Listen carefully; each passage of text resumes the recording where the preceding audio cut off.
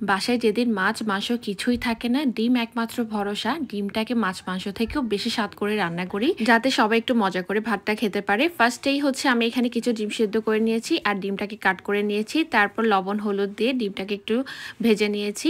Same প্যানে আমি আরেকটু তেল দিয়ে তেজপাতা, দারুচিনি, এলাচ দিয়ে দিলাম। সাথে একটি বড় সাইজের পেঁয়াজ কুচি করে দিয়েছি। স্বাদ মতো লবণ দিয়ে এখানে 2টা টমেটো দিয়ে দিলাম।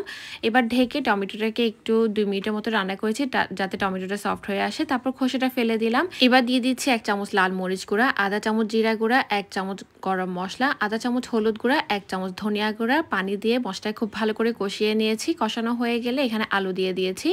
এবার আলুটাকে পানি দিয়ে সেদ্ধ করে নিচ্ছি। যখন আলুটা প্রায় 90% সেদ্ধ করা হয়ে গিয়েছে, তারপর ডিমটা দিয়ে দিয়েছি ভেজে রাখা। তারপর আরও 1 গ্লাস পানি দিয়ে এখানে কিছু কাঁচামরিচ দিয়ে এটাকে আরও 10 থেকে 15 মিনিটের মতো রান্না করে নিয়েছি। তারপর হচ্ছে লাস্টের দিকে ধনিয়া পাতা কুচি দিয়ে দিলাম। তৈরি হয়ে গেল মজাদার একটি লাঞ্চ।